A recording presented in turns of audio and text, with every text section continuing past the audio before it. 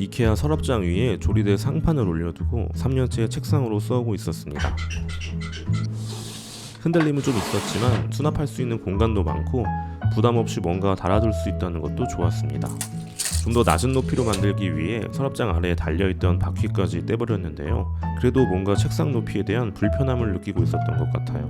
나중에는 조립식 앵글로 스탠딩 데스크도 만들어보고 높이 조절이 가능한 선반을 책상으로 써보기도 하고 다양한 시도들을 해봤던 것 같은데요. 사실 원하는 책상 높이를 맞출 수 있는 가장 좋은 방법은 역시 모션 데스크겠죠. 플랜티엠 플렉시 스팟 모션 데스크를 사용해보면서 느낀 것들을 정리해봤습니다. 프레임 조립은 설치 기사님께서 방문하셔서 20분 정도 걸렸던 것 같아요. 저는 모션 데스크 프레임만 조립해서 쓰고 있는 상판을 그대로 옮겨주었는데요. 상판 크기에 맞춰 프레임의 길이를 110에서 190cm까지 조절할 수 있다고 합니다. 프레임 양쪽에 모터가 하나씩 장착되어 있는 듀얼 모터 방식이고요. 상판과는 12개의 나사로 고정되며 단단한 체결을 위한 고무 패킹도 들어있었습니다. 프레임을 조금 낮춰서 높이를 맞춰줬더니 모니터함이 장착된 상태에서도 그대로 혼자 상판을 옮겨줄 수 있었습니다. USB 포트도 하나 내장되어 있는 컨트롤러는 케이블 길이에 여유가 있는 편이어서 원하는 위치에 부착해줄 수 있었고요. 서랍장을 치웠더니 그동안 잘 숨겨뒀던 케이블 더미가 드러나 버립니다. 이걸 또 어떻게 치워야 하나 막막하기도 했었는데요. 일단 하나씩 정리를 시작해봅니다. 책상 높이를 올려둘 수 있게 되니까 힘들게 고개 숙일 필요 없이 편하게 선 정리를 할 수 있다는 것부터 장점으로 다가옵니다. 지지대 중앙에 끼울 수 있는 전용 케이블 커버도 제공되는데요. 이 부분에 추가로 멀티탭을 설치해 주려고 그냥 벨크로 타일을 이용해서 선들을 고정시켜 주었습니다. 오디오 인터페이스부터 상판 아래쪽으로 부착해 주고 2개의 멀티탭 트레이와 12구, 4구 멀티탭까지 설치해 주었습니다. 늘어지는 선들을 트레이로 담아주니 깔끔하게 정리가 되더라고요. 케이블 체인이라는 것도 써봤는데요. 보통은 산업용 기기에서 케이블이나 유아포스 같은 걸 보호하는 데 사용되는 제품이라고 하네요. 모션 데스크의 가동 범위만 해도 60cm 이상이라서 꽤 여유 있는 길이가 필요하더라고요. 한쪽 방향으로만 휘어지기 때문에 적당한 위치에서 반대 방향으로 끼워줘야 하고요. 몇 번의 시행착오 끝에 적당한 길이를 찾을 수 있었습니다. 멀티탭의 나머지 케이블 부분은 바닥과 비슷한 색상의 몰링으로 정리했습니다. 미터당 800원 정도로 저렴하기도 하고 건전 가위로 각도를 맞춰서 쉽게 자를 수 있어서 늘어져 있는 선이 보기 싫다면 이런 방법으로 가려주는 것도 괜찮더라고요. 플렉시 스팟은 미국 캘리포니아에 본사를 두고 있으며 수많은 기업과도 협력하고 있는 해외에서는 이미 잘 알려진 모션 데스크 브랜드입니다. 가장 인기 있는 모델인 E7은 구글에서 검색되는 수많은 리뷰와 실제 구매자들의 후기에서 좋은 평가를 받고 있었는데요. 이 제품을 국내로 정식 통관한 것이 바로 플랜티엠의 PMD223IB 모델입니다. 모션 데스크 전문 브랜드인 플랜티엠은 플렉시 스팟의 국내 공식 판매처로 4개의 모터가 내장된 쿼드렉 모션 데스크 프레임까지 판매하고 있었습니다.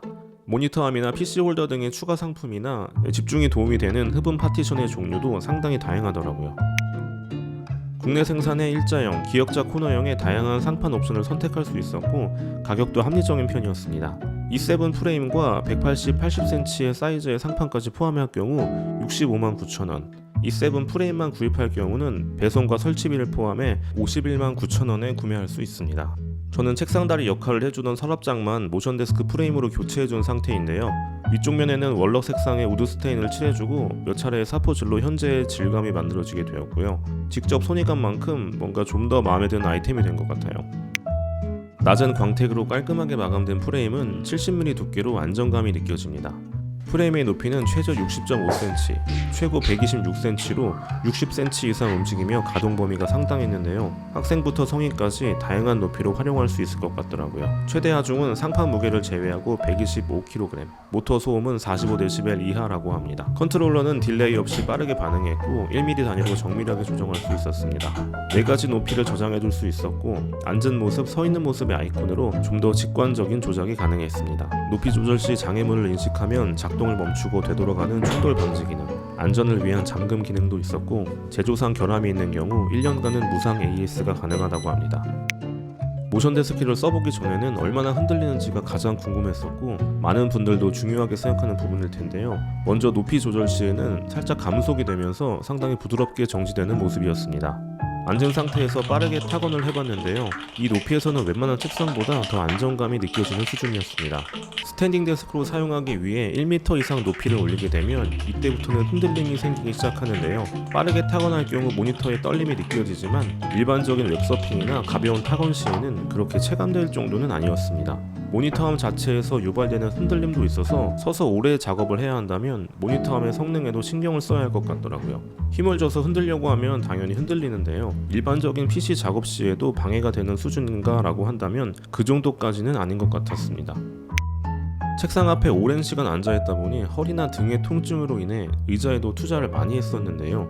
이제는 허리가 좀 뻐근하다 싶으면 한 번씩 일어나서 자세를 바꿔줬더니 확실히 도움이 되는 부분이 있었습니다. 모션 데스크를 한 달째 사용하고 있는데요. 앉은 자세와 선 자세 중 어떤 자세가 더 좋다기보다는 한 자세를 너무 오래 유지하지 않고 주기적으로 바꿔주는 것이 중요하다고 합니다. 서서 작업할 수 있다는 것도 좋았지만 앉았을 때 낮은 높이로 책상을 사용할 수 있다는 것도 커다란 장점으로 와닿았습니다. 일반적인 72cm의 높이의 책상에 맞춰 의자를 올리면 발 뒤꿈치 부분이 뜨는 느낌 때문에 의자 다리 쪽에 발을 올려두거나 발 받침대를 쓰기도 했었는데요. 이제는 바른 자세로 앉은 후에 나에게 책상 높이를 맞출 수 있게 되었습니다. 앉은 자세에서는 프레임의 높이를 64.5cm까지 낮춰서 쓰고 있는데요. 이 정도 높이에서는 상판이 허벅지 바로 위까지 내려오기 때문에 다리를 꼬고 앉을 수도 없어서 좀 더 바른 자세가 유지되는 면도 있더라고요.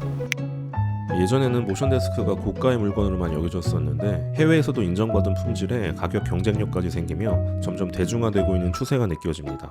직접 써보니 약간의 흔들림은 있었지만 구매자들의 리뷰에서도 확인할 수 있는 것처럼 실사용 시에 지장이 있는 정도는 아니었고요. 버튼 한 번으로 원하는 높이의 책상으로 바꿔가며 쓸 수 있어서 이걸 왜 이제서야 썼을까 하는 생각이 들 정도로 만족스러운 아이템이었습니다. 책상 앞에서 오랜 시간을 보내야 하거나 허리나 어깨 등의 통증을 겪어봤다면 모션 데스크를 사용해보는 것도 좋은 선택이 될 것 같습니다. 지금까지 쾌적한 방구석 책상 꾸미기 오늘의 데스크 오대색이었습니다. 감사합니다.